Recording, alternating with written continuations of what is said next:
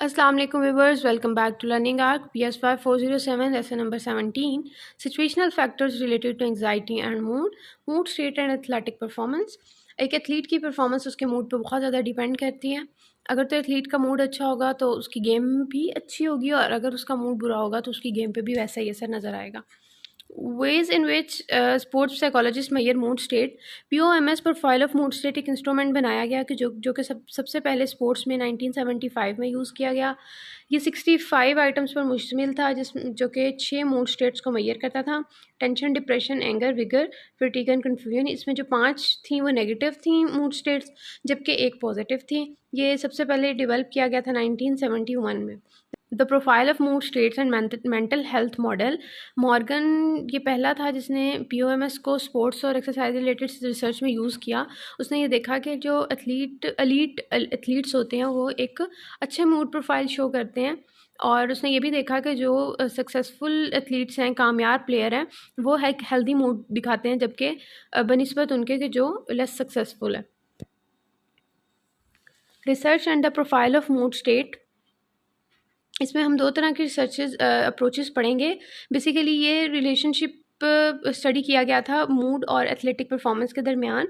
इसमें 2 अप्रोचेस हैं, पहली mood states and achievement level, and second is mood state and performance outcome. Mood state and achievement level में ये देखा गया था कि क्या फ़र्क है डिफरेंट स्किल लेवल से ताल्लुक़ रखने वाले एथलीट्स के मूड्स में। एक एनालिसिस के मुताबिक और एक स्टडी के मुताबिक ये जो रिलेशनशिप देखा गया, तो इसका जो स्कोर आया था वो 0.10 था, जो कि बहुत लो कंसीडर किया जाता है, और ये बताता है कि it is not possible to consistently differentiate between athletes of different skill level. Mood states and performance outcome. इसमें रिसर्चर्स ने ये देखने की कोशिश की गई कि जो सेम स्किल लेवल से ताल्लुक़ रखने वाले एथलीट्स हैं, उनकी परफॉर्मेंस आउटकम को हम उनके POMS स्कोर के ज़रिए से प्रेडिक्ट कर सकते हैं। यानी अगर हम एक एथलीट को के मूड को पहले से जानते हैं, तो क्या हम बता सकते हैं कि वो अगले कंपटीशन में ये प्रेडिक्ट कर सकते हैं कि अगले कंपटीशन में वो जीतने वाला है या हारने वाला है, या किस तरह की गेम करेगा। एक और मेटा एनालिसिस किया गया जिसमें ये रिज़ल्ट स्कोर शो हुआ 0.35, जिसको स्मॉल टू मीडियम कंसीडर किया जाता है। 2 मॉडरेटिंग वेरिएबल्स वर आइडेंटिफाइड। 2 जो वेरिएबल्स के दरमियान जो रिलेशनशिप देखा जाता है उसको मॉडरेटिंग वेरिएबल्स कहा जाता है। वो 2 मॉडरेटिंग वेरिएबल्स कौन से थे? Types of sports and measuring of performance. Types of sports में मतलब effect were slightly larger for individual sports compare to the team sports, and effect were larger for short duration sports. Long duration sport और short duration sport यानी मुख्तलिफ games के अंदर mood किस तरह effect करता है। यानी रेसलिंग एक शॉर्ट ड्यूरेशन स्पोर्ट है, जबकि बास्केटबॉल और वॉलीबॉल लॉन्ग ड्यूरेशन स्पोर्ट है, तो उनमें मूड्स भी डिफरेंट होंगे। Measuring of performance. इसमें 2 तरह से परफॉर्मेंस को देखा गया, एक तो इंडिविजुअली और एक टीम के साथ।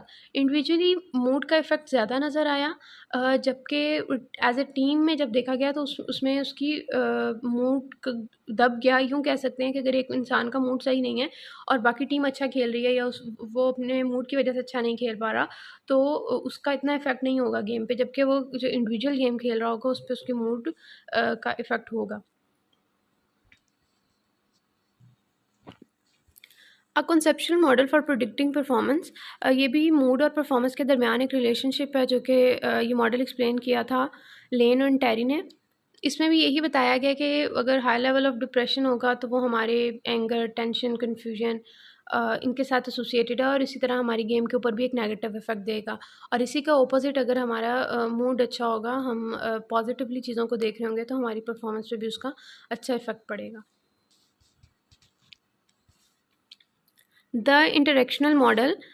बेसिकली ये परफॉर्मेंस पे जो है वो इर्द गिर्द का माहौल बहुत इफ़ेक्ट करता है। वहाँ इंसान की पर्सनालिटी के साथ साथ उसकी जो इन्वायरमेंट है वो भी बहुत ज़्यादा इफ़ेक्ट करता है। अगर एक ग्राउंड में प्लेयर उतर रहा है और उसकी सपोर्ट सिस्टम ज़्यादा है, उसे उस क्राउड चीयर अप कर रहा है, तो उसकी परफॉर्मेंस पे उसका एक अच्छा इफ़ेक्ट होगा।